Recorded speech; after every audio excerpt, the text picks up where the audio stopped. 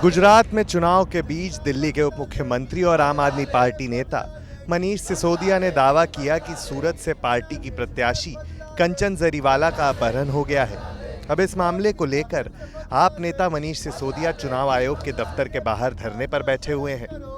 इस दौरान deputy CM Sisodia ने कहा कि आप कैंडिडेट का अपहरण हो गया, गन पॉइंट पर उसका नामांकन वापस कराया। चुनाव आयोग के लिए इससे बड़ी इमरजेंसी क्या हो सकती है, इसलिए तुरंत एक्शन की प्रार्थना लेकर हम लोग केंद्रीय चुनाव आयोग के दरवाजे पर आए हैं। चुनाव आयोग ने अभी सारी बातें हमारी सुनी। हमने उनको बताया कि किस तरह की इमरजेंसी हमने उन्हें पूरा ब्रीफ किया कि गुजरात में किस तरह की इमरजेंसी अचानक खड़ी हो गई है। एक कैंडिडेट जो कल सुबह तक अपनी स्क्रूटनी की अपने नॉमिनेशन के लिए लड़ रहा था कि मैं आम आदमी पार्टी का कैंडिडेट हूं, मैं आम आदमी पार्टी से चुनाव लड़ना चाहता हूं, बीजेपी वाले खड़े होकर वहां उस पर दबाव डाल रहे थे कि आप मत लड़ो, फिर भी वो कह रहा था मैं लड़ूंगा। बीजेपी वालों ने उसके नॉमिनेशन में कमियां निकालने की कोशिश की। उसने पूरा जस्टिफाई किया कि नहीं मैं लड़ूंगा, मैं कैंडिडेट हूं।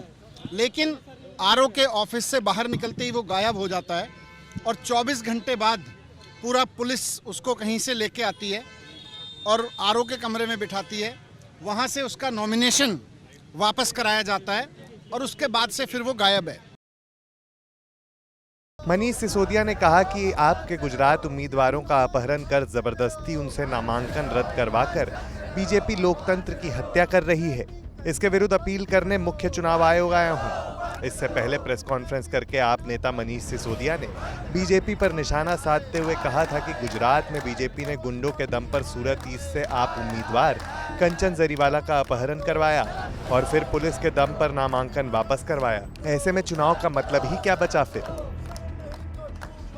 तो हमने इलेक्शन कमीशन से दोनों रिक्वेस्ट की हैं कि एक तो पूरे मामले की इंक्वायरी कराई जाए कि आखिरकार वो आदमी हमारे कैंडिडेट कंचन जी गए कहाँ थे, उनको कौन ले गया था, जो लोग ले गए थे वो उनको किडनैप करके ले गए थे तो कहाँ रखा उन्होंने किडनैप करके, फिर पुलिस कहाँ से लेके आई उनको और अब कहाँ चले गए वापस, उनको वापस से वो बीजेपी के गुंडे कहाँ लेके गए हैं, क्योंकि उनकी जान को भी खतरा है। तो एक मिनट, तो हमने उनसे कहा है कि आप थॉरो इंक्वायरी करिए इसकी, साथ साथ तब तक उस पर्टिकुलर सीट पे सूरत ईस्ट पर इलेक्शन प्रोसेस को होल्ड कर दीजिए और अगर इंक्वायरी में ये सब चीज़ें पाई जाती हैं कि भारतीय जनता पार्टी इस तरह से गलत कर रही थी तो पूरा रीशेड्यूल करिए वहाँ के एक सीट के इलेक्शन को।